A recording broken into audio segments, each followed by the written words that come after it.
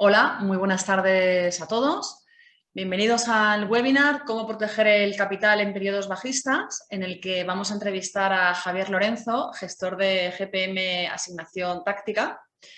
Antes de comenzar, me gustaría comentaros que este webinar se enmarca dentro del ciclo Aprende con las gestoras, que es un ciclo de webinars que tenemos en MyInvestor en el que entrevistamos a gestores estrella y a representantes de las principales gestoras nacionales e internacionales para que nos ayuden un poco a aclarar los principales conceptos relativos al mundo de la inversión y de la educación financiera y también de paso para que nos ayuden a conocer un poco mejor el fondo que gestionan o, como es el caso de hoy, pues también la filosofía de inversión, ¿no? que hay detrás.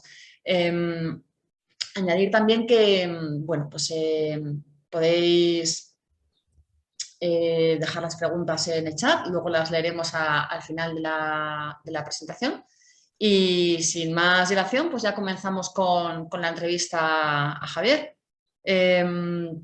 Javier, la primera pregunta que te quería hacer, un poco enmarcada dentro de esta temática de cómo proteger el capital en periodos bajistas, es que una de las claves para ello es la descorrelación. ¿Podrías explicar un poco a los asistentes en qué consiste la descorrelación?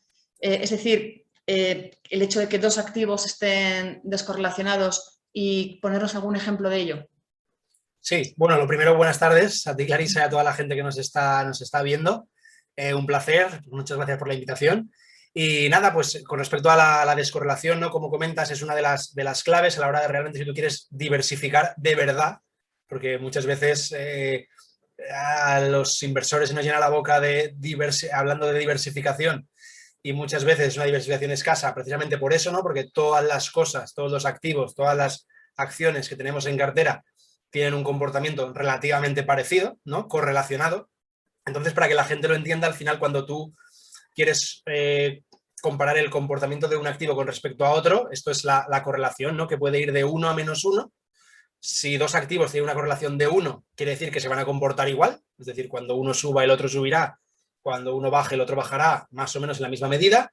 Si esa correlación es -1, quiere decir que harán totalmente lo contrario, cuando uno suba el otro baje y viceversa.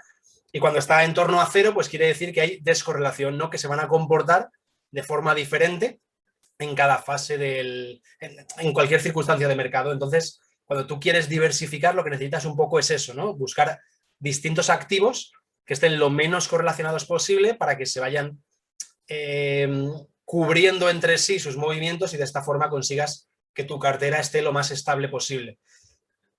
Es importante entender, porque esto es lo que yo creo que a la gente más le cuesta, que las correlaciones no son estáticas, ¿no? Muchas veces oímos la renta variable y la renta fija están descorrelacionadas. Generalmente sí, pero luego te encuentras circunstancias de mercado, fases del mercado, generalmente no demasiado largas, pero se dan, y este año lo estamos viviendo, supongo que ahora lo comentaremos, que se correlacionan. Y generalmente cuando dos cosas que suelen estar descorrelacionadas se correlacionan, suele ser para mal. O sea, nunca va todo a tu favor, nunca te viene todo de maravilla, ¿no? Entonces, pues eso es lo que hay que tener en cuenta. Por eso una de las cosas que nosotros en el fondo utilizamos, digamos, uno de los filtros, uno de los criterios que tenemos para esa asignación, para asignar esos pesos a las clases de activos, es esa, la correlación que se dé entre, pues, renta variable, renta fija, oro, la propia liquidez la consideramos un activo muy importante, y con eso pues vamos jugando uno de los filtros, como digo, para tener más o menos peso en esas clases de activo. Y bueno, estabas precisamente hablando de que los diferentes tipos de activos están descorrelacionados. Normalmente, tradicionalmente, la renta variable y la renta fija son dos activos que están descorrelacionados y como muy bien comentabas, pues en lo que va de año pues no ha sido así y ha caído todo, ¿no? Casi sin excepción. ¿Consideras que la renta fija, después de todo lo que ha sucedido en lo que va de año, aún así sigue siendo un buen elemento descorrelacionador de la cartera o ha perdido atractivo en ese sentido? ¿Qué opinas tú? Claro, si vemos esto de una forma general, yo te voy a contestar que sí. O sea, lógicamente, porque llevemos desde finales de noviembre, ¿no? Que desde que llevemos 7 meses, ya casi 8, en los que la correlación entre renta variable y renta fija está siendo más alta, no podemos ya decir que no sea un buen activo descorrelacionador, ¿no? O que ya se haya perdido eso. Como te decía, esto es dinámico, estas correlaciones son dinámicas. Entonces, ¿qué pasa? Que nosotros, generalmente, cuando hacemos estos estudios, siempre se habla de cuanto más muestra, mejor, ¿no? En la parte más, digamos, estadística, cuanto más muestra tengas, cuanto más referencia en el tiempo tengas, mejor. Entonces, claro, tú coges los últimos 40 años y ves que la renta variable y la renta fija han tenido una correlación inversa, depende de lo que cojas y desde dónde midas y del activo de renta variable que cojas de referencia y de renta fija, pues de menos 0,2 o de menos 0,3, ¿no? De lo que hablábamos de entre 1 y menos 1, es decir, una descorrelación o algo de correlación inversa. Por eso siempre se habla de cuando la renta variable cae, la renta fija te va a proteger, ¿no? Pero claro, dentro de este dinamismo, ¿no?, de las correlaciones, hay que tener en cuenta el contexto, sobre todo a nivel de, lo estamos viviendo con el contexto de los tipos de interés, ¿no? Hemos tenido 40 años de una fase de tipos de interés decrecientes, ¿no? Y ahora entramos en un periodo, ¿no?, que ya se está viendo, de subidas de tipos. Claro, ahí son entornos diferentes de la fase económica, del ciclo económico, llamadlo como queráis, que cambia un poquito las reglas del juego. Entonces, bueno, ahora mismo están correlacionados, podría cambiar la historia, es decir, hay que estar pendientes de cómo se va moviendo eso, pero bueno, yo, si me preguntas, yo te voy a decir que sí, que de momento la renta fija, igual que el oro, que podría ser la otra gran clase de activos, de momento sí, de momento siguen siendo activos diferentes a la renta variable, con otras características, y por lo tanto sí que aportan diversificación. Bueno, y además que siempre hay excepciones a las reglas, ¿no? Quiero decir que los activos históricamente muestren descorrelación en su evolución, pues habrá excepciones, pero una excepción como concepto es una cosa que sucede esporádicamente, pero que no tiene por qué marcar el carácter general de algo, ¿no? En fin, ya entrando más en tu fondo, Javier, ¿qué sistema, me refiero desde un punto de vista teórico, sigues para situarte en esta frontera eficiente en términos de rentabilidad y riesgo?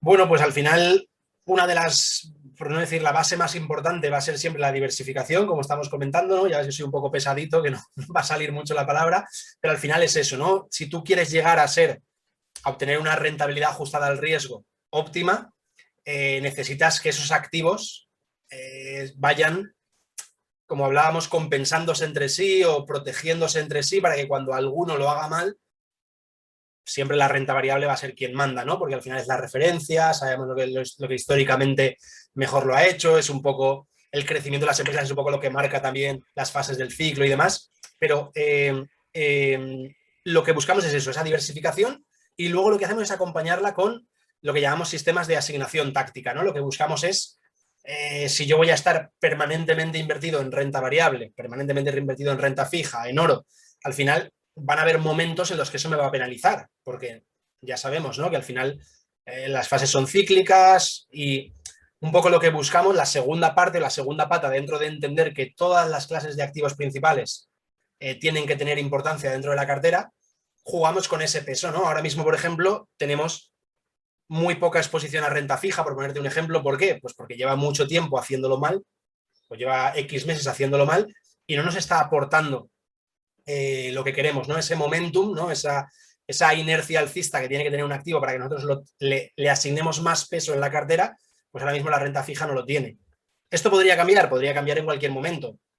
¿Dónde está aquí la clave, la cuestión? Que nosotros todo lo hacemos de forma sistemática. Es decir, yo no me levanto un día por la mañana y digo, a partir de ahora, por esto y por esto, creo que el oro lo va a hacer mejor. Vamos a subir el peso en oro, porque este es un gran problema, ¿no?, que tenemos los inversores, que tomamos decisiones de forma discrecional, confiando en que podemos tener esa capacidad de saber lo que va a pasar en el mercado, y por desgracia eso es complicadísimo, por no decir imposible, estar siempre, ¿no?, acertando con esos movimientos, ¿no? Acertando con el timing de entrada, de salida. Entonces, al final lo que nosotros buscamos es hacer un seguimiento de tendencias, y cuando la tendencia sea claramente alcista en una clase de activo, le asignamos más peso y lo tenemos dentro, y cuando la tendencia sea bajista o haya un cambio o tenga peor momentum, pues entonces reducimos ese peso. Digamos que eso es un poco lo que vamos buscando de forma general. Y teniendo en cuenta la filosofía de inversión, tu fondo bien podría encuadrarse en la categoría de retorno absoluto, pero se encuadra en la de renta variable mixta internacional. ¿Por qué? ¿Te sientes más cómodo así o es un poco una declaración de intenciones en el sentido de que tu sesgo siempre va a ser más hacia la bolsa? Claro, a ver, es un poco de todo. A ver, te explico. De entrada, a ver, retorno absoluto yo creo que siempre va a tener cierta correlación a lo que haga el mercado, por lo que tú has dicho, ¿no? Porque, y te lo he comentado yo antes también, la renta variable al final es el activo que manda y, y prácticamente siempre va a ser el activo que más peso tenga en nuestra cartera, a no ser que estemos en una clara caída, que tengamos durante un mercado bajista durante bastante tiempo, que entonces posiblemente sea la liquidez, ¿no? Digamos que el oro y la renta fija se van a mover en unos márgenes más pequeños, siempre lo vamos a mantener entre un 12 y un 25% aproximadamente cada clase de activo, pero la renta variable sí que nos podría llevar a lo mejor hasta un 65, nunca va a pasar del 70, y luego la liquidez también podríamos llevarla hasta un 30, 40 de peso en el fondo, ¿no? Entonces, por un lado, retorno absoluto, yo no lo metería en esa categoría, sí que es verdad que es un mixto, ¿no? Un mixto flexible, un mixto global, multiactivo, da igual como lo llamemos. Lo que pasa que aquí hay varias cuestiones. Una, que es una cuestión ya de la gestora, ¿no? En este caso, GPM tiene un fondo de inversión y del cual salimos, creo que son 9 compartimentos, y un poco para poder, digamos que tiene que haber una distinción entre ellos, ¿no? Y dentro de los 8 que había, el anterior al mío, creo que ya habían 2 mixtos globales o mixtos flexibles, entonces era como un poco no añadir ya ahí otro fondo en teoría de la misma filosofía, aunque luego no se parecen en nada. Y como a mí, para digamos el plan que yo tenía, la filosofía del fondo, entrar dentro de la categoría de renta variable mixta internacional me cuadraba por los porcentajes que te comento, ¿no? Tope de renta variable, el tope de renta fija, a mí realmente me daba un poco igual, por eso quizás nos quedamos meterlo en esta categoría, ¿no? Pero bueno, yo a eso no, personalmente no le hago demasiado caso. Al final el plan es el plan y el fondo va a hacer lo que tenga que hacer en función de lo que los sistemas vayan marcando. Bueno, era una excusa un poco para preguntarte hasta qué punto pues, tenías un sesgo así como muy claro hacia la bolsa o Sí. tenías menos... yendo a lo práctico, ¿cuáles son las principales posiciones o apuestas sectoriales de tu fondo y qué es lo que más te gusta de ellas? Pues a ver, ahora mismo el fondo, o sea, digamos que el fondo, para que la gente lo sepa un poquito con más detalle, digamos que tenemos, es como si tuviese 2 carteras, ¿no? Dentro del fondo. Una cartera que es estática, una cartera que es tradicional buy and hold, ¿no? Tradicional con rebalanceos, que tendremos, pues lo dicho, oro, renta fija, de largo plazo, renta variable, que distinguimos entre, tenemos un MSCI ACWI, ¿no? Un ETF a nivel global de 3.000 y pico empresas, muy diversificado, geografías, tal.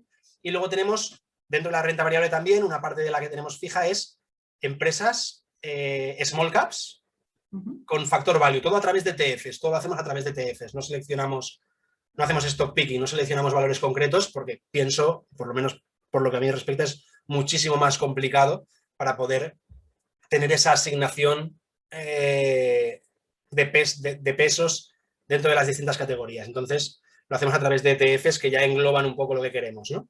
Ya representan lo que queremos. Luego tenemos algo de liquidez, también fija, y luego esa cartera que comento es un 65% del fondo. Esa cartera tiene unos pesos ya asignados que se van desplazando obviamente con el comportamiento del mercado y que nosotros rebalancearemos a los pesos óptimos cuando lleguen a ciertos niveles, ¿no? Por ejemplo, de ese 65%, un 15% es oro. Pues si el oro se desvía hasta un 20% o hasta un 10%, es decir, ese peso óptimo se desvía porque el oro sube mucho o porque el oro cae mucho, pues cuando llegue a esos niveles rebalanceamos y volvemos al peso óptimo. Es un poco la idea, ¿vale? Y luego está la cartera dinámica, que es una cartera que es el 35%, que se divide en 3 sistemas. Uno de estos sistemas, dentro de ese 35%, es el 15% del fondo, y lo que hacemos es invertir en sectores del SP500. ¿Vale? Tenemos el SP500, las 500 empresas se dividen en 11 supersectores, financiero, salud, tecnológico, etcétera, etcétera. Y nosotros, en base a un modelo cuantitativo, invertimos en los 3 con mayor fuerza, con mejor momentum, con mejor inercia alcista. ¿Vale? Si no hay 3 con buen momentum, eso ya digo, eso lo dice el algoritmo, ¿eh? No es que yo, lo que te comentaba antes, no es que yo diga, ahora mejor invertir en financieras, ahora mejor invertir en... ¿Vale? Eso está automatizado ya y es cuestión de nosotros seguir las directrices que el algoritmo nos marca. Eso, si no tenemos 3 con fortaleza o con inercia alcista, ese capital, son 3, o sea, era un 15%, 5% a cada sector, pues si imagínate que, por ejemplo, como es el caso actual, solamente tenemos sector energía con fuerza, con inercia alcista y sector utilities. El tercer hueco no tenemos ningún otro de los 11 sectores que nuestro sistema diga que es buen momento para estar, que tiene buen momentum. Pues ese 5% lo trasladamos o a renta fija de medio plazo o a liquidez. Aquí es donde estudiamos las correlaciones.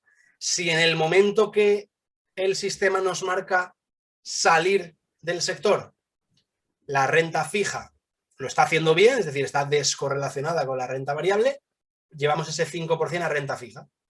Si, como es el caso actual, la renta fija no tiene buena inercia, no tiene tendencia alcista, no lo está haciendo bien, entonces a liquidez, activo libre de riesgo, entre comillas, y nos quedamos tranquilos en ese sentido. Pues actualmente lo que te comento, tenemos sector energía, sector utilities y otro 5% en liquidez. Y esto lo revisamos mensualmente, es decir, cuando llegue ahora el día 31, pasamos el screener o le damos al play en el algoritmo y nos dice, ahora, de hecho, si lo pasásemos hoy, yo me espero al día 1 siempre, pero si lo pasásemos hoy, también saldríamos de utilities. O sea, nos quedaríamos 5% en energía, 10% en liquidez. Pero bueno, hay que esperar al día 1 a ver qué pasa. Oye, y hablando como estamos hablando, Javier, de todas las clases de activo, ¿qué opinas de las criptomonedas? ¿Tienen cabida en tu fondo o cómo las ves? Bueno, a ver, yo no soy un experto en criptomonedas, no conozco tal vez cómo se debería de conocer el mundo de las criptomonedas, de la tecnología blockchain y todo lo que hay detrás. Sí que he leído el libro del patrón Bitcoin, por ejemplo, y he visto algunos documentales que hay en Amazon Prime que están interesantes. Pero bueno, al final yo, como te digo, todo lo hago, o sea, todas las decisiones o todas las asignaciones son estadísticas, es decir, son basadas en estadística, en el comportamiento anterior, correlación y volatilidad. Son las correlación, volatilidad y tendencia, momentum, son las 3 cosas que tenemos en cuenta. ¿Cuál es el problema que yo me encuentro con las criptomonedas? Bueno, con el Bitcoin. No puedo hablar de las criptomonedas en general porque es un poco el Bitcoin la referencia, ¿no? Primera, que tiene poco histórico. El Bitcoin existe desde hace 10, 12 años. Entonces, claro, no puedo saber cómo se comportó en la década de los 2000. No puedo saber cómo se comportó en el lunes negro del 87. No puedo saber en una... Bueno, ahora lo estamos viviendo, pero no puedo saber cómo se comportó en los 70 en una fase con inflación exagerada. Es decir, no sé sus propiedades como clase de activo. No sé si me explico, ¿vale? Habrá gente que lo conocerá y te dirá, pues Javier, el Bitcoin es esto, esto y esto. Yo, basándome en datos, no puedo saberlo. Luego viene la segunda parte. Evaluamos posible rentabilidad, evaluamos posible riesgo. Tú te coges el SP500 y no sé si esto será así durante los próximos 40 años, o 50 o 60, pero sí que puedes tener como referencia que el SP hace un 8% de media anual, ¿no? Un 9% de media anual, y esto como que todos lo tenemos. Claro, si yo cojo el histórico del Bitcoin, me hace un 250% anual. ¿Esto me lo va a hacer en los próximos 12 años? Si el Bitcoin hace un 250% anual en los próximos 12 años, se lleva todo el dinero que existe en el mundo, con lo cual la rentabilidad esperada no es realista. En cambio, sí que vemos a lo largo de la historia del Bitcoin que ha tenido drawdowns, ¿no? Caídas desde precios máximos del 60, del 70 o del 80%. Yo sí que puedo extrapolar que esto puede volver a pasar en el futuro. De hecho, está pasando. Bueno, No sé cómo está exactamente ni cuál fue su máximo, pero por ahí andará la corrección. Entonces, ¿qué pasa? Que la rentabilidad ajustada al riesgo directamente ya no me salen los números. A futuro me refiero, ¿no? Extrapolando un poco el comportamiento que ha tenido. Si a eso le añadimos que su correlación con la renta variable está siendo exageradamente alta, para mi forma de invertir, mi filosofía, ¿qué me aporta Bitcoin? Ni me aporta una buena rentabilidad ajustada al riesgo, teórica, realista a futuro, ni me aporta descorrelación, ni me aporta diversificación. Ni sé cómo se va a comportar en según qué fases del mercado. Así que para mí de momento no tienen cabida y dudo mucho que la tengan, a no ser que, pues eso, que cambie mucho el juego. Uh-huh. Y luego, Javier, cambiando de tercio, como experto que eres en trading, ¿qué opinas sobre esta modalidad de inversión? ¿Qué pros y contras crees que entraña el market timing? Claro, aquí hay que matizar muchas cosas, ¿eh? Porque, bueno, experto no sé si soy, pero sí que es verdad que al final el tema del trading, ¿no? Es lo que es como yo entiendo un poco la inversión. Y voy a explicar esto porque muchas veces la gente ya, trading e inversión son como que cosas contrarias, ¿no? Como puntos opuestos. Es un poco, ¿no? Siempre relacionamos el trading con la inversión de corto plazo, tal vez con el análisis técnico, ¿no? Con el chartismo, bueno, las figuras estas que es de hombros, cabeza a hombro y todo esto que se oye mucho por ahí, ¿no? El análisis del precio, la acción del precio y demás. Claro, aquí hay que tener en cuenta eso, ¿no? Que para mí, si a mí me preguntas qué es el trading, yo, por ejemplo, sí que considero que lo que yo hago es trading, pero yo no hago operativa de muy corto plazo. De hecho, ya te he dicho que yo la revisión de los sistemas es mensual. O sea, yo reviso una vez al mes, ¿no? No estoy todo el día pegado a la pantalla, no estoy mirando lo que el precio hace o deja de hacer, básicamente porque me da igual, ¿no? Y creo que es muy difícil tratar de predecir los movimientos del mercado a muy corto plazo, ¿no? Este market timing, que es lo que mucha gente considera que es hacer trading. Entonces, claro, yo soy trader, sí, que podríamos decir que soy trader de largo plazo, no lo sé, sí, porque al final lo que yo pretendo es tener mejores métricas que el activo sobre el que opero. Quiero decir, cuando alguien me dice a mí que lo mejor, por ejemplo, lo mejor es indexarte al SP y te olvidas, me parece una buena opción si no quieres estar absolutamente para nada pendiente de lo que hace el mercado. Ahora bien, tienes que saber que si te indexas al SP, por poner un ejemplo, cabe la posibilidad de que en un momento determinado sufras caídas, correcciones, ¿no? Del 40%, del 50%, por lo menos eso se ha dado históricamente. Yo psicológicamente no estoy preparado, pero ni por asomo, para ver mi cartera caer un 40 o un 50%. Entonces, ¿qué tengo que hacer? Pues buscar eso, ¿no? Una mejor rentabilidad a riesgo. Tú me dices, el SP te va a dar un 9% de rentabilidad anual con una volatilidad promedio del 15% anual y una racha de pérdidas del 50%. Pues yo lo que pretendo haciendo este trading, ¿no? Haciendo esta situación de market timing, cuidado, siempre sistemática, o sea, nunca discrecional. Yo no tengo ni idea de cuándo es mejor entrar, cuándo es mejor salir, cuándo es mejor estar aquí. No lo sé, yo simplemente me baso en un algoritmo, en un sistema que he visto que estadísticamente ha funcionado y que tiene sentido común. Y lo que busco a lo mejor es eso, es decir, yo prefiero, en vez de un 9% al año, tener un 7% al año, pero en vez de una volatilidad del 15%, tener una volatilidad del 8%. Y en vez de tener una mayor racha de pérdidas del 50%, tenerla del 15%. Yo lo prefiero, sé que voy a sentirme más cómodo. Por eso lo que me preguntabas al principio de rentabilidad ajustada al riesgo. Esto es lo que pretendemos, ¿no? A través del seguimiento de tendencias, de la volatilidad y de la correlación entre activos, tener una rentabilidad ajustada al riesgo mejor que el mercado. No vamos a batir al mercado, no vamos a ganar más que el SP500, no es nuestro objetivo, pero sí que vamos a tener un recorrido mucho más tranquilo, sí que las mayores rachas de pérdidas van a ser muchísimo menores, sí que vamos a salir antes de esa racha de pérdidas, lo cual psicológicamente ayuda, ¿no? Entonces, eso para mí es el trading y eso para mí es hacer market timing. Entonces, tú ligas el concepto de trading al concepto de gestión activa. Sí, pero gestión activa sistemática. O sea, ya te digo, nada discrecional. Yo, igual alguien... Bueno, pero digo, desde un punto de vista teórico, conceptual. O sea, más allá de cómo lo haces tú en tu fondo, en términos generales, ¿crees que el trading está muy relacionado con ese propósito de intentar batir al índice, que al final es lo que consiste la gestión activa? ¿No? Sí, pero es que eso es muy difícil.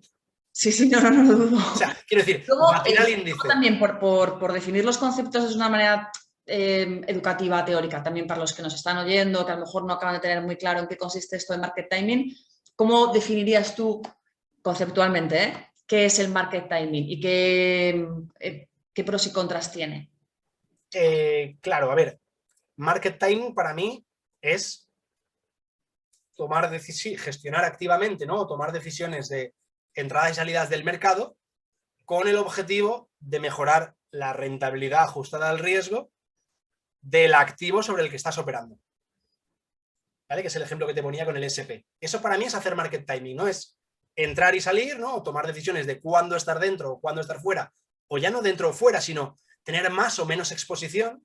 Es decir, yo puedo invertir sobre, ponemos el ejemplo del SP500 otra vez, y yo creo que es buen ejemplo. Yo puedo invertir sobre el SP500, pero no estar indexado a la SP, sino en ciertos momentos estar invertido en un 100%, en ciertos momentos estar invertido en un 70% para protegerme un poco porque X motivo considero que pueden venir caídas, pero ya digo, X motivo sistemático, no discrecional. Incluso puede haber momentos en los que yo me apalanque e invierta más del 100% considerando que el timing va a ser bueno y eso es positivo. O sea, que yo esto en el fondo no lo hago, lo de apalancarme no nos apalancamos de ninguna forma. Pero que me refiero que eso para mí es timing, ¿no? El jugar un poco con la exposición al activo que quiero batir, o ya no batir en rentabilidad, sino mejorar su rentabilidad-riesgo. ¿Vale? Eso es un poco mi idea. Ya digo, esto es complicado porque al final mucha gente dice, pero es que, lo has comentado tú, ¿no? Yo soy el primero que lo dice, es muy difícil batir al índice. Claro, es muy difícil batir al índice con menos rentabilidad, con menos volatilidad, con menos riesgo. Yo creo que batir al índice con más volatilidad y más riesgo no es tan complicado. Pero claro, te la vas a jugar a ese riesgo, al final es todo psicológico, ¿no? Yo creo. Si tú estás capacitado para asumir caídas del 50%, para que el mercado, pues para vivir en un mercado volátil, ¿no? Para sufrir estas correcciones que estamos sufriendo ahora, esta caída del 20% que ha tenido el mercado, pues adelante, indéxate, te despreocupas. Pero claro, luego el problema es ese, que esto normalmente no lo sabemos hasta que no lo vivimos. Creemos que estamos preparados para sufrir una caída del 50% y cuando nos pasa,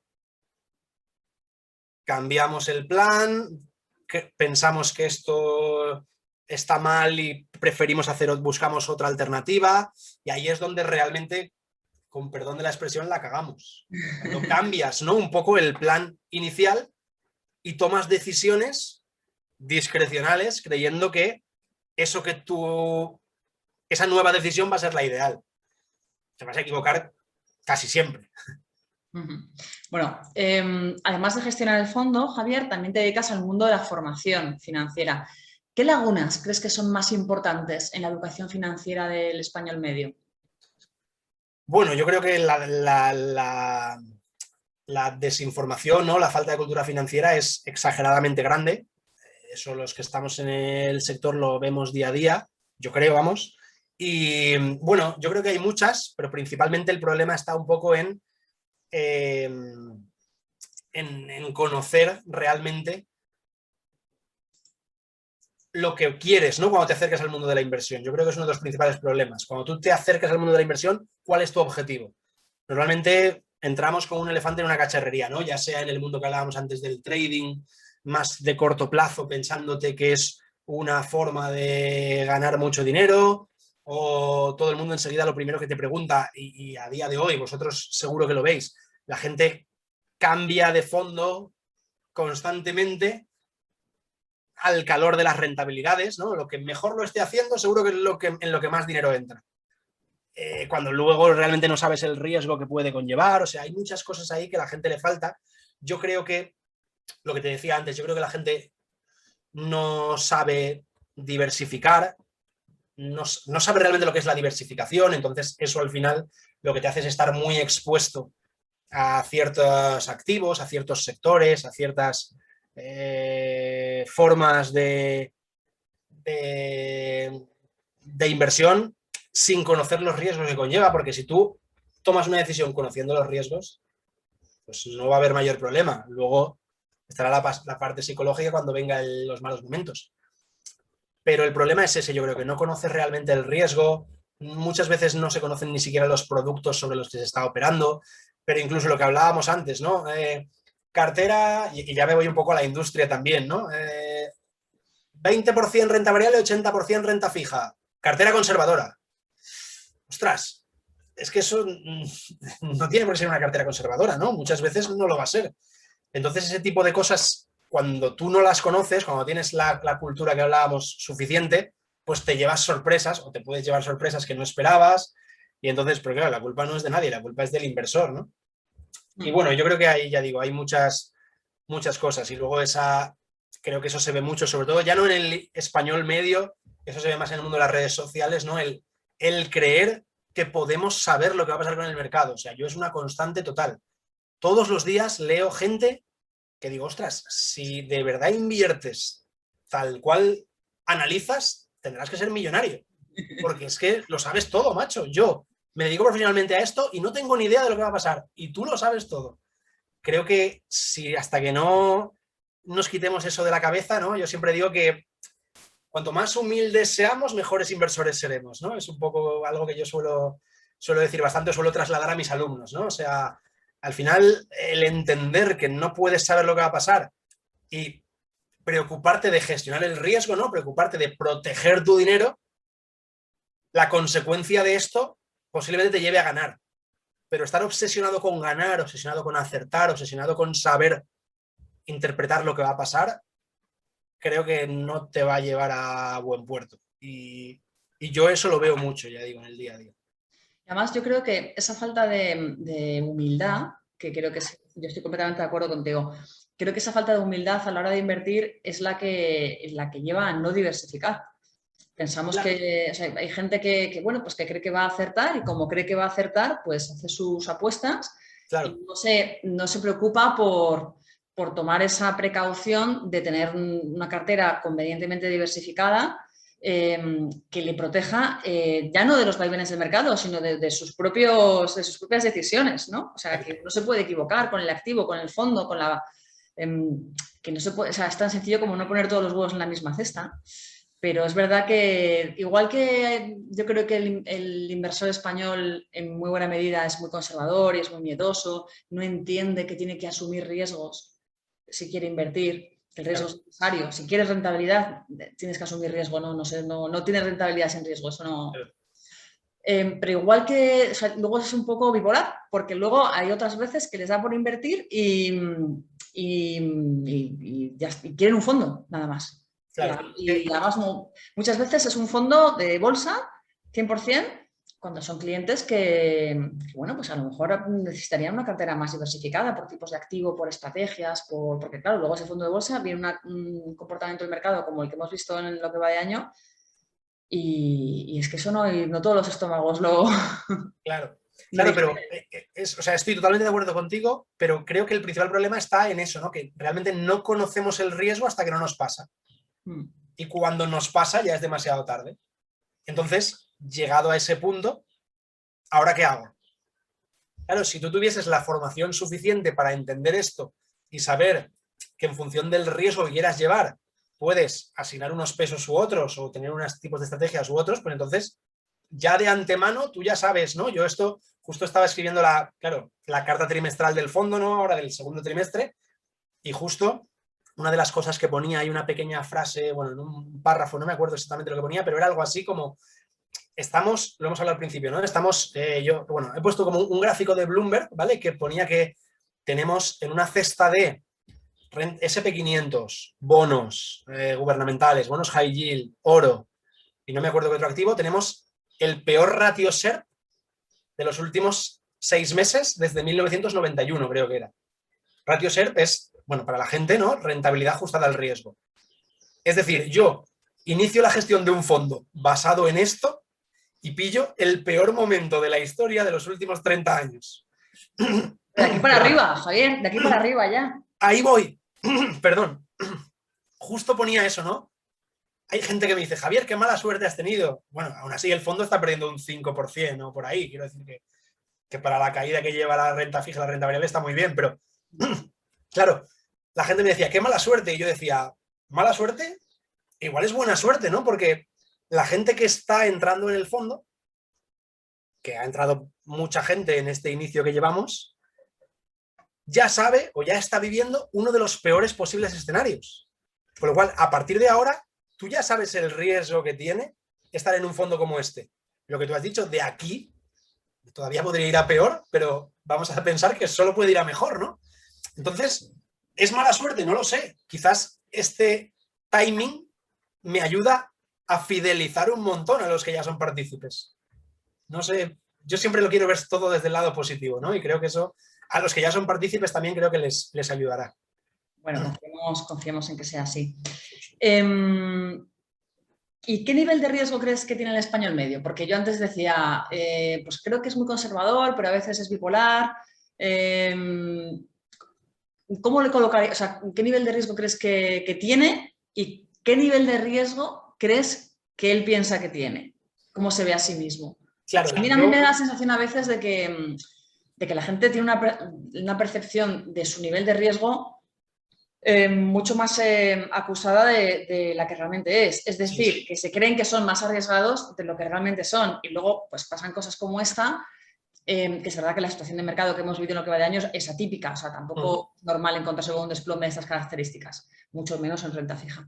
Pero bueno, en general, pues la gente asume un nivel de riesgo que luego cuando toca mantenerse y entender que, bueno, pues que la bolsa son altibajos, no, o sea, se asustan, salen, venden cuando no deben. Entonces, en ese sentido, ¿cuál crees tú que es el perfil del español medio? Claro, a ver, yo creo que esto es, por mi parte es muy difícil de saber, pero bueno, yo creo que si nos vamos a la parte del español medio, como dices, creo que es muy conservador y esto no hay más que ver la cantidad y cantidad y cantidad de dinero que tenemos en este país en depósitos.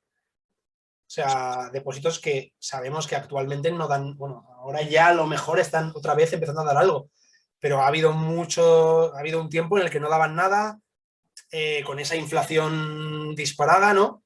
O sea, que yo creo que el perfil es, diría que muy conservador, pero como tú dices, cuando tú le preguntas a alguien, es como que creen que son súper agresivos, o sea, creen que son extremadamente agresivos y que lo que están haciendo es, no sé, barbaridades. Y luego realmente cuando te paras a analizarlo, bueno, pues claro, luego también es muy complicado, ¿no? Porque al final esto, y luego lo que te decía antes, yo casi como que al final también yo un poco sesgado me voy al tuitero medio, a las redes sociales, que es un poco donde vemos o donde yo veo el día a día, y ahí quizás sí que el nivel de riesgo, el nivel de conocimientos es mayor, creo, que la gente que invierte de promedio, pero también eso lleva a que el nivel de riesgo sea mucho mayor, ¿no? Entonces, pues bueno, sí, yo diría que es bastante conservador en términos generales, pero por esto que hablábamos, ¿no? Porque no relacionan no tienen la capacidad, quizás por desconocimiento, de relacionar esa potencial rentabilidad-riesgo. Da miedo invertir en un fondo de inversión de renta variable, pero claro, es que no es necesario meterlo todo en un fondo de renta variable, o sea, habrá que buscar un poco ese término medio, ¿no? Cuánto, al final es lo de siempre, es lo que creo que te lo he comentado antes también. ¿Qué objetivos tienes? O sea, ¿cuánto te gustaría ganar y cuánto estás dispuesto a perder o cuál es la peor situación que podrías asumir en el peor de los casos? ¿Y en qué plazo, Javier? Muy importante. Y también cuánto tiempo, ¿no? Vas a tener esa capacidad de aguante, digamos, si la cosa va mal, ¿no? Pues oye, es que simplemente contestando estas 3 preguntas, tú ya puedes valorar un posible fondo, o una posible cartera de fondos, o un robo-advisor, o un, yo qué sé, lo que sea, ¿no? Ya, Pero claro, la gente no tiene esas nociones básicas para poder ni siquiera responder a estas preguntas de forma razonable y entonces llegar un poco a esa cartera óptima o a ese posible punto ideal para el inversor. Uh-huh. Bueno, y yéndonos, Javier, al contexto en el que nos encontramos, que es, bueno, que te voy a contar, un poquito complicado. Por ejemplo, en términos de inflación, ¿crees que la inflación ha venido para quedarse? ¿Y cuál crees que debería ser la estrategia del inversor en este sentido? ¿Intentar batir a la inflación? ¿Renunciar a batir a la inflación en el corto plazo y plantearse que la tiene que batir en el medio? Porque es una cosa que a la gente le está empezando a preocupar. Claro. Y claro, tampoco saben hasta qué punto esta inflación va a mantenerse a estos niveles durante mucho tiempo o no. ¿Tú qué perspectivas tienes? Claro, a ver, de entrada te voy a decir también un poco, creo que por mi edad y por contexto social, voy a decir, esto que voy a decir que nadie sepa mal, pero creo que este subidón de la inflación y esto que se ve tanto ahora de madre mía, tu dinero cada vez vale menos, es como que por lo menos yo tengo 32 años, ¿no? Estoy en una fase en la que gente relativamente joven, pues a lo mejor a los 20, si este mundo de los mercados no te interesa, no te interesa, pero quizás ahora, pues a lo mejor ya tienes un poquito más de estabilidad, ya tienes unos ingresos fijos, más recurrentes, no sé, ya digo, hablo de mi entorno, ostras, te está empezando a sonar el chip este de, ostras, oye Javi, me dice la gente, con esta inflación, ¿qué hago? ¿Qué hago? ¿Qué hago? ¿No? Parece que esto de la inflación está despertando un poco a la gente esa preocupación de tener el dinero parado te va a penalizar. También es verdad que me encuentro con el lado opuesto. ¿Qué hago para ganar un 10% y batir a la inflación? Cuidado, a ver, obsesionarte con batir a la inflación en el ultra corto plazo y más como está ahora la cosa es que no tiene ningún sentido. Primera, porque es prácticamente imposible, ¿no? O sea, teniendo en cuenta los niveles de inflación que hay y teniendo en cuenta que prácticamente todo lo está haciendo mal, al final tú tienes que entender que la inflación puede durar más o menos, ahora hablaremos de esto, que es un poco la segunda parte, pero la inflación al final son ciclos, ¿no? La inflación es cíclica. Hemos tenido inflaciones al 15% en los años 70 y hemos tenido inflaciones por debajo de cero. Con lo cual, no tienes que obsesionarte con batir a la inflación hoy, ni mañana, ni en los próximos 3 meses. Yo creo que tu objetivo debe de ser ese, ¿no? La inflación promedio tenderá a ser un 3 o un 4% en 5 años, 7 años, 10 años, y ese tiene que ser tu horizonte temporal mínimo y tu objetivo a batir. Luego ya depende de las circunstancias de cada uno. A partir de ahí, ¿la inflación ha venido para quedarse? No lo sé, porque no tengo ni idea, pero si me preguntas a mí mi opinión, yo diría que no. Yo creo que estamos muy cerca de que la inflación haga techo, por lo menos en Estados Unidos. En Europa igual le va a costar un poco más, porque las medidas que estamos viendo del Banco Central Europeo, es verdad que están siendo pues más poco a poco, más les está costando más, están tardando más en hacerlo, pero yo creo que no debe quedar mucho para llegar al techo de la inflación. Creo que empezaremos a ver bajar esa inflación, no sé a qué ritmo, no sé a qué velocidad, no sé cuánto le va a costar volver a esos niveles del 3-4%, que yo creo que son la media, aunque siempre se dice, ¿no?, que el 2% es el objetivo, pero bueno, eso es un poco complicado y creo que hay que tener paciencia. Ya digo, obsesionarse con el batir a la inflación en el corto plazo es que es muy complicado y al final te va a llevar a lo mejor a tomar decisiones con mucho riesgo que no siempre van a salir bien, ¿no? ¿Cuántas veces hemos visto durante este año? Es que las materias primas y estar invertido en materias primas y que ahora comerte una corrección del 25%. Y entonces, ¿ahora qué hago, no? Las materias primas van a seguir bajando, las materias primas van a volver a repuntar. Si la inflación baja es porque las materias primas bajan. ¿Qué va a bajar primero, la inflación o las materias primas? ¿No? Es como, no sé, son cosas que ya digo, no se pueden saber y creo que es muy difícil de interpretar. Entonces, yo creo que hay que tener paciencia, creo que, como decía, hay que tener una visión 5, 7, 10 años, ¿no? Pensando un poco en los ciclos y en las fases que se dan en los ciclos. Hay ciclos más rápidos, ciclos más cortos, fases dentro del ciclo más rápidas, más lentas. tu cartera se irá adaptando, o tienes que tratar de ir adaptando tu cartera, o por lo menos es lo que buscamos nosotros, al contexto actual para que de promedio la cosa funcione.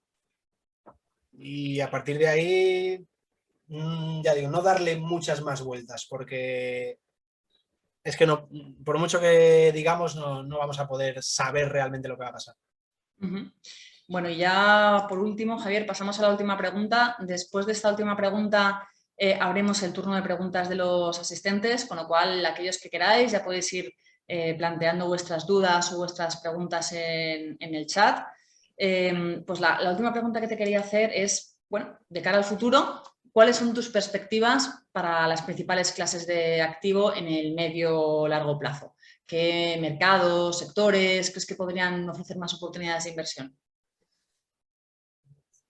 Pues ya te digo, ¿no? Muy complicado de responder porque realmente al final es muy difícil saber cómo se podrá comportar el mercado. Creo que va a tener mucha importancia, ¿no?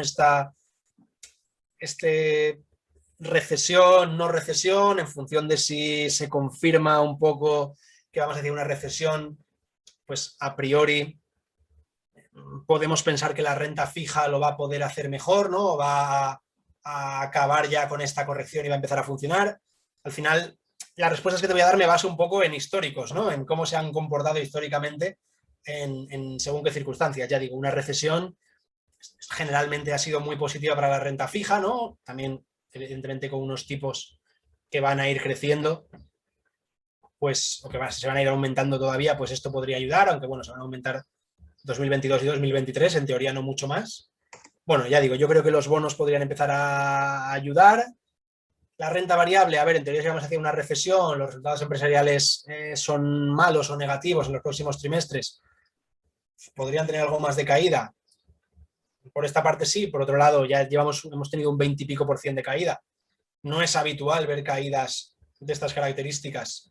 Esto se va a parecer al 2008, esto se va a parecer al 73. Es que es lo que te digo, ¿no? Es muy difícil jugar a ser adivinos, es muy difícil jugar a saber o a interpretar lo que va a pasar. Entonces, el oro, ¿no?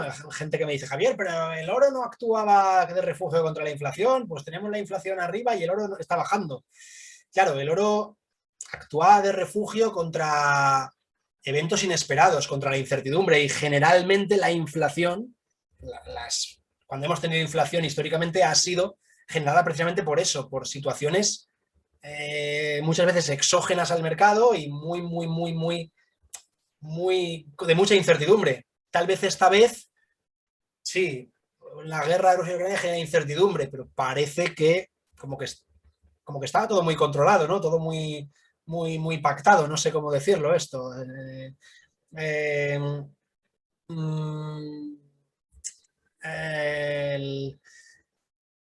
El COVID, pues sí, fue una situación, pero también parece que ya está más controlada, ¿no? No sé, ya te digo, creo que es muy complicado responderte. En cuanto a sectores, pues lo mismo.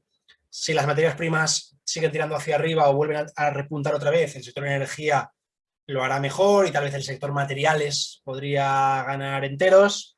Si esto sigue cayendo, se entiende que consumo defensivo y salud podrían ser los que menos mal lo hagan y eso podría ser interesante. No sé, a nivel factorial, pues nosotros ahora mismo estamos fuera de todos los factores, ¿no? De baja volatilidad, de growth, de value, pero en teoría, pues low volatility, baja volatilidad y value podrían ser los que mejor lo hagan. Si el mercado frena ya en seco las caídas y nos vamos hacia arriba, pues estamos viendo que las tecnológicas y las empresas de crecimiento empezarán a asomar la cabeza. Es muy difícil darte una respuesta concreta y un poco apropiada, ¿no? Yo prefiero hacer lo que digan los sistemas. Bueno, pues pasamos ya, si os parece, al turno de preguntas de los asistentes. Hemos tenido alguna pequeña dificultad con el chat, pero ya está disponible. Lo digo por si alguno de vosotros ha intentado dejar su pregunta y no lo ha conseguido, que sepáis que ya está solucionado y ya podéis dejarlas en el chat con normalidad.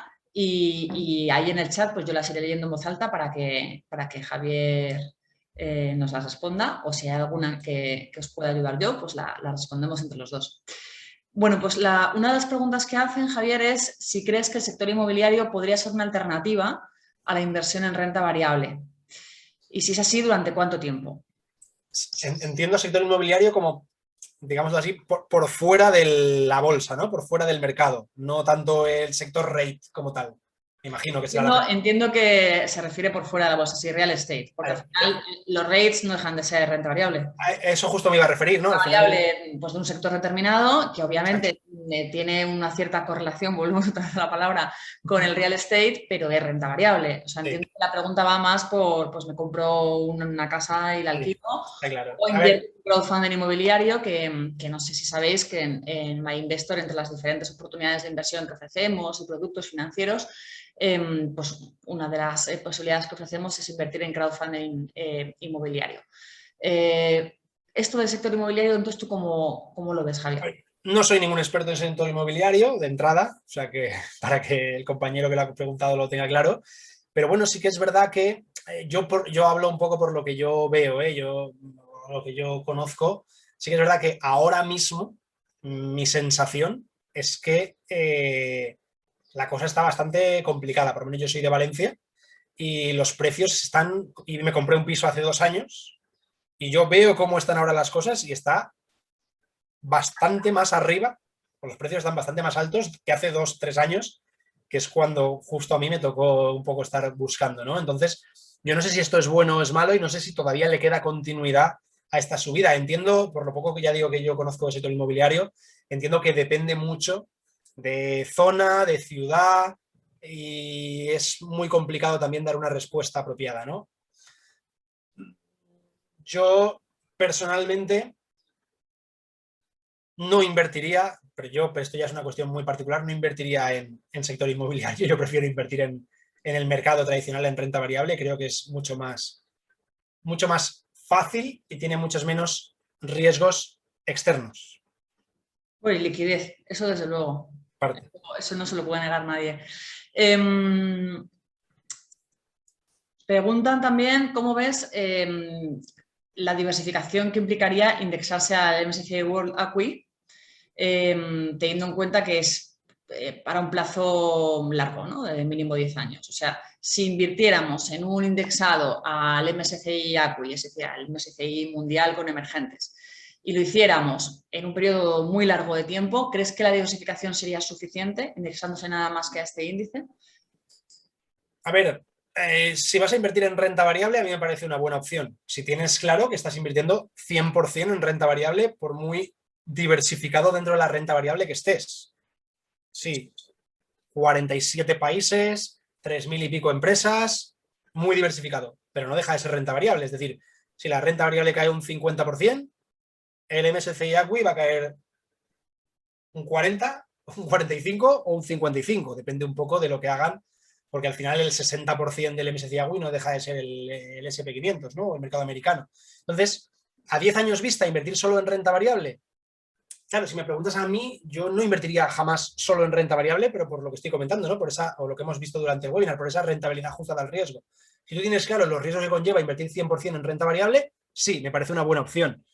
A 10 años, invirtiendo hoy, teniendo en cuenta que hemos caído un 20%, valorando el histórico, entiendo que dentro de 10 años tu rentabilidad va a ser positiva indexándote hoy al MSCI ACWI.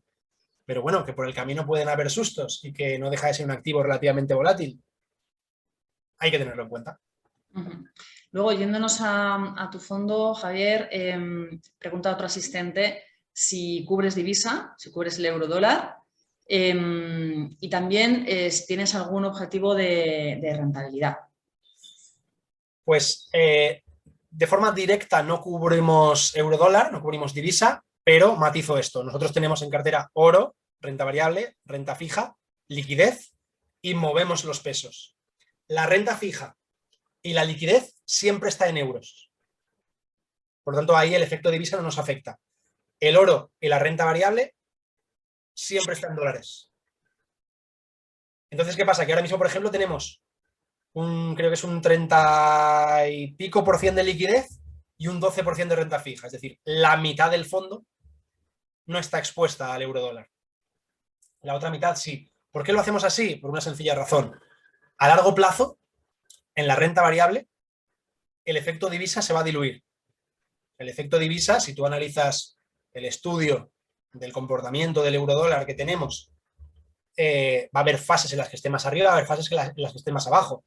Yo gestionando otra cosa es que yo invirtiese hoy y me fuese a estar quieto para los próximos 10 años. Entonces ahí a lo mejor sí que habría que evaluar cómo está el eurodólar ahora mismo y si me puede, sobre todo, perjudicar, porque si me beneficia, genial, para los próximos 10 años. Pero en un fondo que va a ir variando sus pesos y va a ir variando sus asignaciones, no compensa el coste de cubrir la renta variable.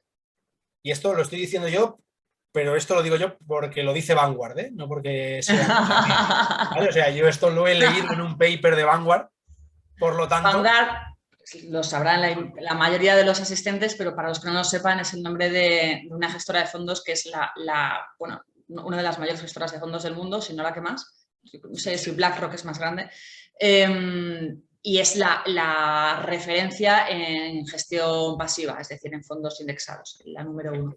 Entonces, si lo dice Vanguard, yo me lo voy a creer. Aparte, yo lo he tenido que estudiar, ¿no? A la hora de elegir si cubríamos o no para el fondo, y hemos hecho muchos backtest, pero es así. En renta fija, al ser menos volátil, sí que interesa cubrir divisa.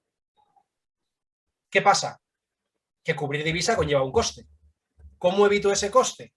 Estudio la correlación entre los bonos americanos a 10 años, por ejemplo, y los bonos alemanes a 10 años, veo que es idéntica, pues me cojo los bonos alemanes que están en euros y así me estoy protegiendo del efecto divisa y no tengo la necesidad de incrementar un poquito el coste con esa cobertura.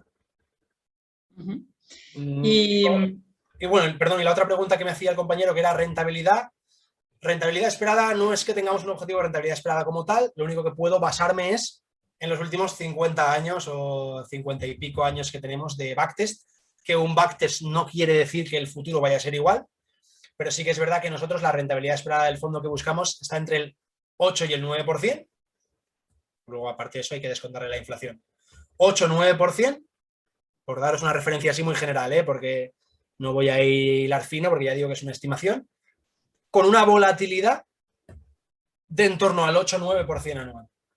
Ese es nuestro objetivo, o lo que nosotros buscamos a largo plazo, teniendo en cuenta que podemos tener un máximo drawdown en un momento determinado de un 14, 15, 16%, creo que sería lo peor que hemos tenido en backtest, analizando el pasado, y teniendo en cuenta que el fondo nunca ha tenido una racha superior a 2 años consecutivos, o digamos que hay un drawdown y siempre en menos de 2 años hemos recuperado hemos salido del periodo bajo el agua, que se llama, ¿no? Estas serían un poco las métricas que la gente debe de, yo creo, conocer, tener como referencias para conocer un poquito el fondo. De todos modos, aclaro para aquellos que no estén a lo mejor muy familiarizados con la jerga, el backtest es un estudio que se hace de cómo se hubiera comportado un fondo si se hubiera lanzado X años antes de cuando se lanzó. Pues, si tu fondo ha nacido este año, pues a lo mejor un backtest de hace 10 años sería analizar qué habría hecho ese fondo si hubiese nacido en 2012. Exacto. Lo que he dicho, perdona que te interrumpa, lo que he comentado, que eso no te garantiza que... No, claro, pero bueno, que es verdad que para que los fondos, claro, en algún momento hay que lanzarlos y hasta que no pasa el tiempo, pues no tienen recorrido, eso no hay más remedio. Entonces es una manera que tienen los fondos cuando están dando todavía sus primeros pasos, un poco de tener una tarjeta de presentación de, pues esto no garantiza nada, tampoco si las rentabilidades hubieran sido reales garantizaría nada. Exacto. O sea, aunque tu fondo tuviese un track record de 10 años y ese backtest se correspondiera perfectamente, o sea, eso tampoco sería ninguna garantía, porque rentabilidades pasadas no garantizan rentabilidades futuras, pero es una pista. Es un poco uno de los muchos datos que uno debería valorar pues, a la hora de entender y de plantearse la inversión en un fondo. Bueno, oye, pues qué comportamiento ha tenido en el pasado, tanto desde un punto de vista de volatilidad, es decir, de riesgo, como desde un punto de vista de rentabilidad. Eso es un backtest. Y luego drawdown, que también es otro término que has utilizado, pues para aquellos que no estén familiarizados con él, es la caída máxima. que puede experimentar un fondo, que es otra manera también de medir, de evaluar el riesgo que tiene ese fondo, o sea, la volatilidad, esos altibajos, ¿no? Esos altibajos que puede sufrir la cotización, o sea, el valor liquidativo del fondo, es una de las formas de medir el riesgo, y otra, pues que además es muy intuitiva, es la caída máxima que ha experimentado. Pues si tú ves las caídas máximas que ha experimentado un fondo en un histórico, para eso también te vale el backtest, y ves que lo más que ha llegado a caer en el pasado es X, pues a lo mejor dices, mira, yo esto pues lo puedo asumir, o al revés, o ves que ha llegado a tener en el pasado caídas máximas muy importantes, y dices, yo es que esto si vuelve a pasar otra vez es que no voy tranquilo. Por supuesto, insisto otra vez, lo que ha hecho un fondo en el pasado no garantiza lo que vaya a hacer en el futuro. Entre otras cosas, porque el futuro depende de los mercados, que es imposible predecirlos con certeza, porque si fuera posible, pues seríamos todos millonarios. Pero siempre con esta premisa de que no hay una garantía, no hay una certeza absoluta, es una información que, bueno, pues que nos ayuda un poco a entender bueno, pues qué tipo de fondo es, cómo lo hace y qué resultados ha tenido. Mira, respecto a la pregunta que nos hicieron antes del real estate y demás, otro asistente recoge el guante y dice, ¿y los REITs entonces? ¿Crees que podrían aportar diversificación a un portfolio si te indexas a un fondo de REITs? Los REITs aportan diversificación a un portfolio seguro, o sea, seguro porque lo que hablábamos, ¿no? Dentro de la pata de renta variable es uno de los sectores, ¿no? O una de las divisiones que más descorrelación ha tenido históricamente con el S&P 500. Claro, aquí ya vuelvo a lo mismo. Yo esa parte, ¿no? El invertir en REIT o no, lo tengo dentro del sistema de sectores. Es uno de esos 11 sectores que os he comentado en los que invertimos también a través de ETFs, ¿no? Ahora mismo os he comentado, estamos en energía, en utilities y el tercer hueco en liquidez. Pero igual dentro de 3 meses estamos en REIT, en salud y en financieras, por decir algo, ¿no? Entonces, sí que REIT creo que es una categoría importante. De hecho, por ejemplo, nosotros en la parte estática os he comentado que tenemos MSCI ACWI y Small Caps Value, ¿no? Empresas de baja capitalización infravaloradas por el mercado. ¿Por qué lo tenemos así? Porque es un poco polos opuestos. El MSCI ACWI está, los pesos, ¿no? Son por capitalización bursátil, entonces las empresas más grandes son Apple, Microsoft, Amazon, Alphabet. ¿Qué pasa? Que son empresas big caps, obviamente, y growth, son empresas sesgadas a crecimiento. Entonces, por eso nosotros cogemos small caps y value, porque buscamos la mayor diversificación posible dentro de la renta variable. Pues tal vez sustituir small caps value, de hecho, hay un estudio hecho, bueno, yo he hecho un estudio, pero lo saqué de otro estudio. Si sustituyes small caps value que utilizamos nosotros y metes rates, los resultados del backtest son muy parecidos. ¿Por qué? Porque dentro de renta variable es lo menos correlacionado con las principales empresas que más peso tienen en el mercado. O sea que sí que aporta diversificación, pero evidentemente la correlación va a ser bastante alta con la renta variable.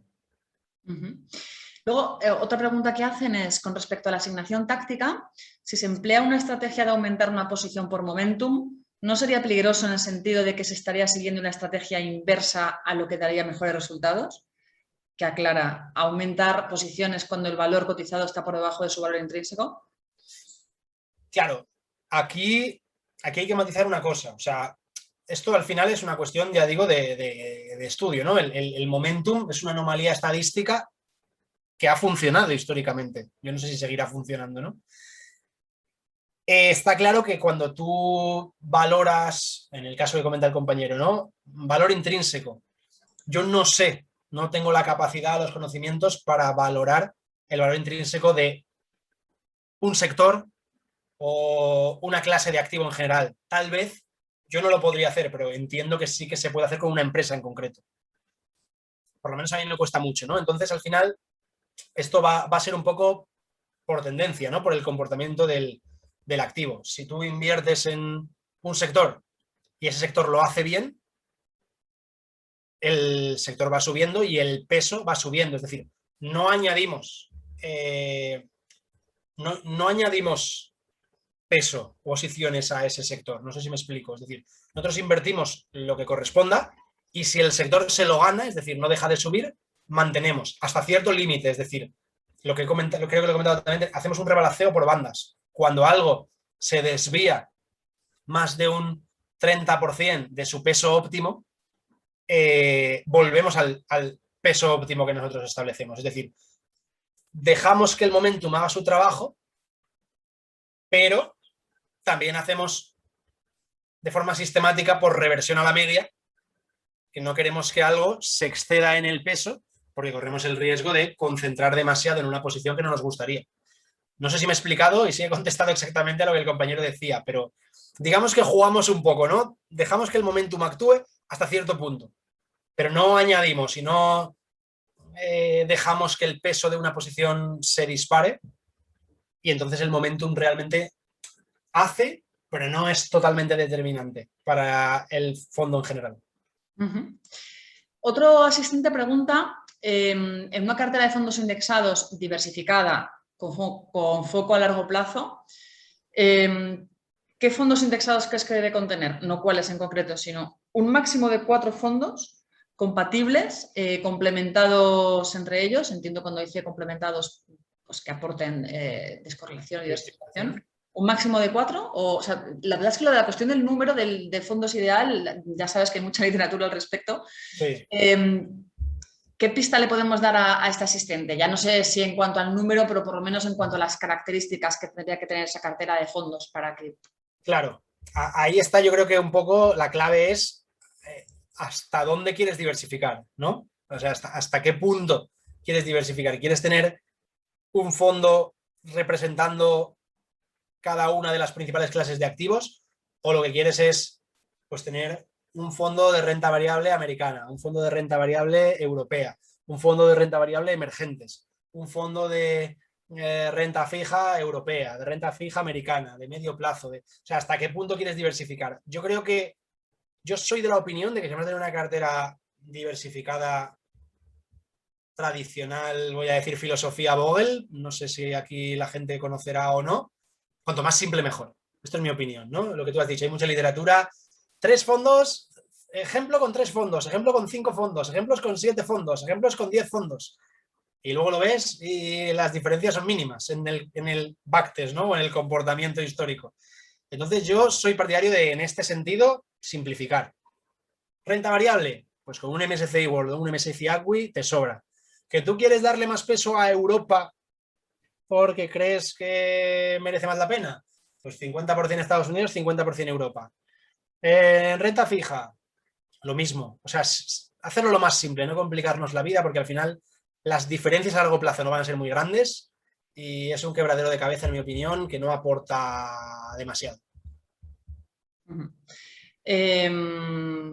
Bueno, comentar, John Bogle es el padre también de la gestión pasiva,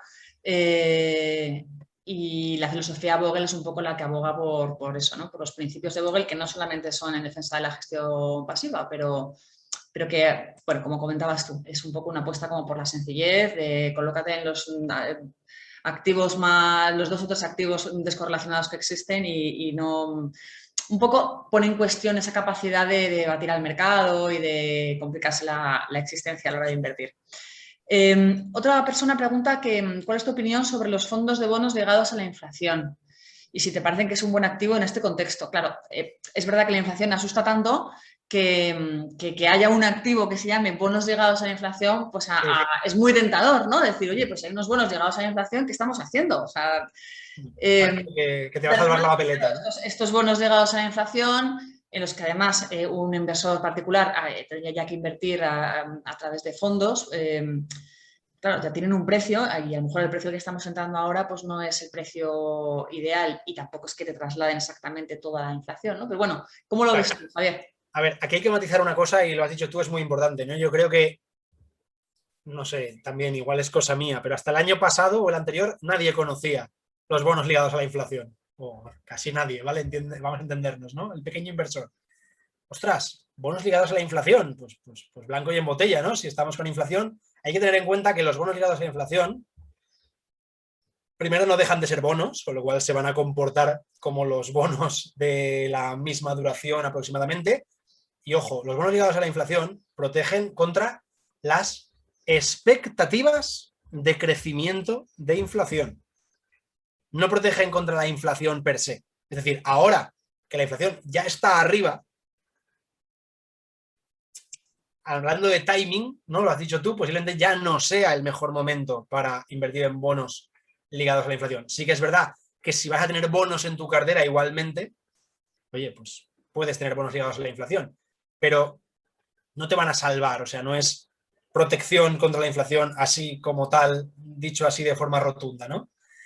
Bueno, yo no los tengo en cuenta dentro de la cartera, por lo que te digo, porque creo que es un punto intermedio, salvando las distancias, entre el oro y los bonos, y como ya tengo oro y ya tengo bonos, es como que no me aporta un plus de diversificación. Entonces yo no los tengo en cuenta, pero bueno, sí que es verdad que pueden ser interesantes en según qué contexto de mercado. Uh-huh. Y luego pasamos ya a la última pregunta. A ver si la estoy entendiendo bien. La voy a leer en voz alta, Javier, a ver si tú la entiendes como yo y si no, pues la persona que la ha formulado, pues que nos lo aclare en el chat.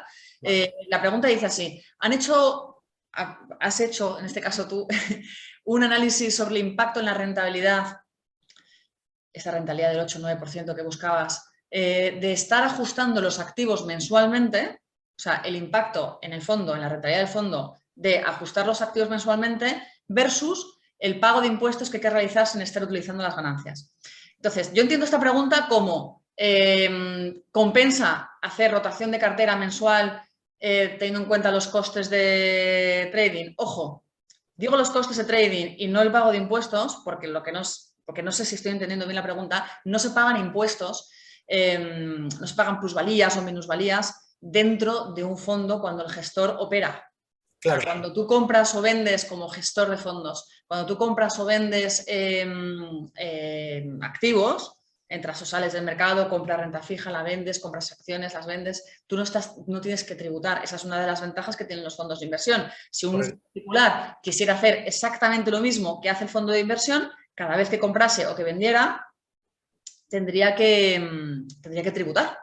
Claro. En cambio, un fondo de inversión puede gestionar la cartera del fondo sin tener que tributar por todas esas operaciones. Sí es cierto que esas operaciones tienen unos costes de brokeraje, unos costes transaccionales, que es verdad que hay que poner a un lado de la balanza esos costes de transacción frente a los beneficios que supone la propia rotación de la cartera.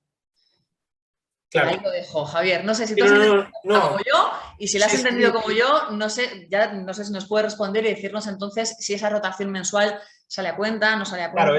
Claro, entiendo que es tal cual lo has dicho tú y yo lo entiendo así igual, entonces creo que ya has respondido tú, ¿no? Desde el fondo yo tengo esa ventaja, ¿no? Que no paso por caja, digamos, por Hacienda, con los movimientos con esas plusvalías. Sí que es verdad que yo conozco inversores particulares que con sus ETFs se gestionan sus carteras de forma activa, ¿no? A través de sistemas de asignación táctica. Y es verdad que tú, como hay, esto lo voy a decir para quien le pueda interesar, como hay muchos ETFs relativamente similares, tú puedes hacer lo que se llama un poco de eficiencia fiscal, ¿no? Puedes aflorar pérdidas cuando te interese, sustituyendo ETFs, pero bueno, esto ya sí que es verdad que es algo más complejo. Mi opinión, y ya es verdad que lo digo desde el punto de vista del gestor, que igual es un poco, dirán, claro, ¿qué vas a decir tú como gestor? Pero yo, quebraderos de cabeza, parte fiscal, posibles costes como inversor minorista que tal vez que puedan ser un poquito mayores. Si te gusta esta filosofía, te gusta un poco la idea, yo delegaría. Claro, nos ha fastidiado, ¿qué voy a decir yo como gestor? Pero es que creo que hay muchas ventajas en este sentido para un pequeño inversor el delegar en un fondo.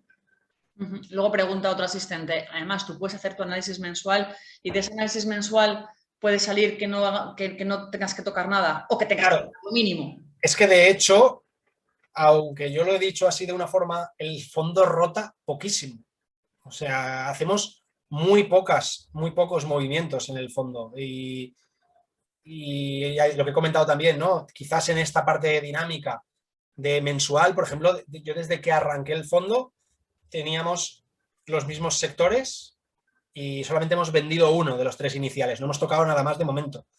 Y luego en la parte estática, que la llamo estática, pero no es estática, porque al final va variando esos pesos y hacemos rebalanceos. De momento todavía no hemos tenido que hacer ningún rebalanceo, o sea que lo que sí que es verdad, y esto ya es cuestión, como el fondo ha arrancado, me refiero, bien en el sentido de que van entrando nuevos partícipes, va entrando pues esa liquidez que va entrando, sí que es verdad que tú la tienes que ir ajustando, ¿no? Pero vamos, que la rotación en el fondo es poquísima, los costes son muy bajos y me refiero a los costes de transacción y de todo esto. O sea, que en ese sentido no afecta, ¿no? No penaliza prácticamente nada. Y ya si te parece, Javier, ya como para ponerle el broche a la presentación, podríamos hablar de los costes del fondo. Hemos hablado de que hay unos costes de transacción asociados a la propia operativa de un fondo, bueno, al tuyo y al de todos los fondos de inversión. En el momento que están comprando y vendiendo acciones, pues eso implica unos costes.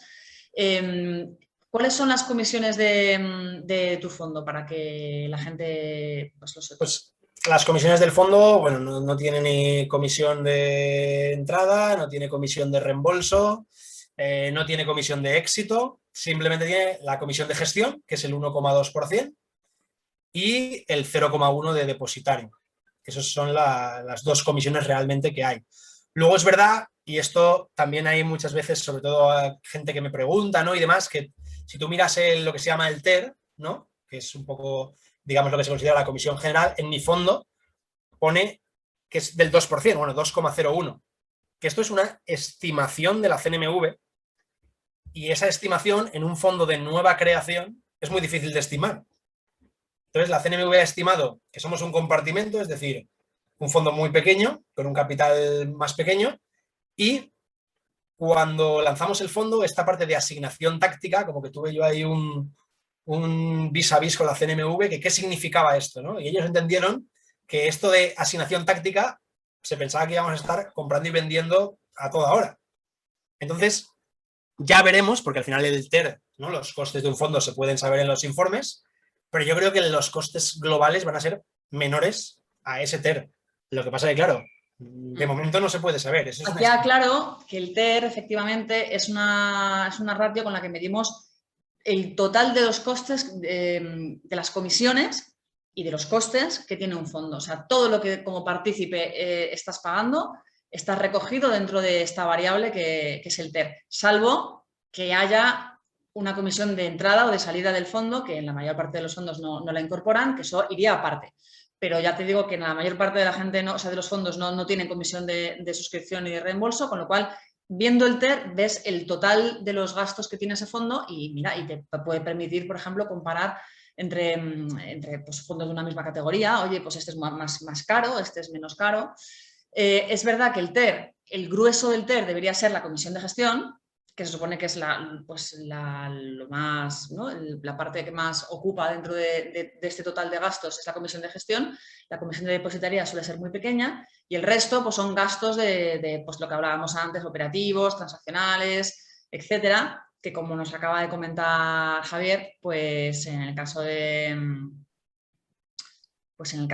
como acaba de nacer el fondo y hay que poner un TER y ese TER tiene que recoger gastos transaccionales, pero el fondo no tiene gastos transaccionales que medir, porque además es una cosa que anualmente se suele renovar, ¿verdad, Javier? Pues claro, pero no tiene un año de vida todavía, entonces hacen un dato estimativo, pero bueno, quedaros con que la comisión de gestión es del 1,2, que ahí se va a quedar, ¿no? Entendemos. Y... Bueno, es del 1,2 y cuando lleguemos a 5 millones de bajo gestión, baja a 1. Automáticamente, eso ya está estipulado por folleto. A 1,0, vamos. Eso sí que es una medida, ya os digo, que bastante clave de cuál va a ser el TER final del fondo y que también podéis comparar con otros fondos de la categoría. Preguntan también que dónde se puede ver el histórico del fondo. En MyInvestor, yo creo que en la web está y se puede ver en MyInvestor. Ahora os paso el buscador. Se puede ver, vamos, en cualquier GPM asignación táctica. Este es el buscador de MyInvestor, el buscador de fondos. Ya sabéis que tenemos arquitectura abierta, comercializamos más de 1.600 fondos de inversión, entre ellos este. En este buscador podéis buscar el fondo y os paso ahora el nombre del fondo y el ISIN, para que lo encontréis con facilidad. Y eso, metiendo el ISIN, el código alfanumérico que veis debajo del nombre del fondo en el buscador, lo encontráis enseguida, sino poniendo el nombre también, o la gestora, o bueno, es un buscador que tiene muchas palancas, ¿no? Pero el ISIN ya sabéis que es la manera más rápida y definitiva de encontrar un fondo, para eso está. Y allí, pues bueno, en el buscador vais a ver pues un poco los principales datos del fondo, podéis encontrar el folleto y demás. Es verdad que al ser un fondo tan joven, Javier, Claro. creo que no entra dentro del filtrado de rentabilidades que nosotros damos. Todavía no, no, ni vosotros ni Porque nadie. todavía no tiene un year to date como para poner la rentabilidad en 2020. Claro. El fondo tiene, esta semana hace 4 meses. O sea que todavía es lo que tú dices, ¿no? Todavía es muy difícil comparar y demás. Al final es un poco lo que yo comento, ¿no? Que la gente entienda la filosofía y que le cuadre, ¿no? Un poco dentro de su cartera o de su idea y a partir de ahí es donde, sobre todo al inicio, ¿no? Conforme vaya avanzando la cosa y se vaya pudiendo ver pues esa comparativa a lo mejor o lo que sea, pues entiendo que será más fácil que la gente se haga una idea, pero bueno. Bueno, de todos modos, entrando en la página web de Javier, que os la voy a poner también, ahí también vais a encontrar más detalles sobre el fondo, la estrategia y todo lo demás. Y bueno, pues por nuestra parte nada más. Lo primero, Javier, pues darte las gracias, Javier Lorenzo, gestor de GPM Asignación Táctica, darte las gracias por estar hoy con nosotros, por ayudarnos a explicar algunos conceptos relacionados con el mundo de la inversión y ayudarnos también a arrojar un poco de luz en cuanto a esta tarea que parece un poco titánica de proteger el capital en periodos bajistas. Nos quedamos un poco, yo creo, con la conclusión de que la diversificación es absolutamente clave y necesaria, precisamente para intentar sortear el temporal, ¿no? Cuando vienen tan mal dadas como ahora. No sé si querrías añadir alguna otra conclusión. Nada, daros las gracias por haberme invitado y por haber estado este rato charlando. Muchas gracias también a la gente, ¿no? A la gente que ha estado haciendo las preguntas y demás. Que si tienen cualquier duda, cualquier cuestión que me pueden encontrar fácilmente, como has puesto en la página web, ahí tienen formas de encontrarme sin problema. Y nada, lo que tú has dicho, si queremos protegernos hay que estar bien diversificados y tal y como está la situación actual, creo que es clave, ¿no? Así que... Un último apunte y es que el webinar de hoy, la grabación, la colgaremos en el blog de MyInvestor a partir de mañana, tanto la grabación del webinar como el podcast de este webinar. Y luego pues aprovecho para comentaros también que en este blog, el blog de MyInvestor, pues podréis encontrar todo tipo de contenidos relacionados con la educación financiera, posts, vídeos, podcasts, webinars, e incluso crucigramas, glosarios. Tenemos un consultorio. Os animamos a que os paséis por ahí y bueno, pues y veáis todos los contenidos que tenemos y si tenéis dudas, pues nos escribáis. Y lo dicho, Javier, muchísimas gracias por estar ahí, muchísimas gracias también a los asistentes. Este va a ser el último webinar antes de las vacaciones. El siguiente ya lo organizaremos en septiembre, así que paséis un feliz verano todos y muy buenas tardes. Gracias.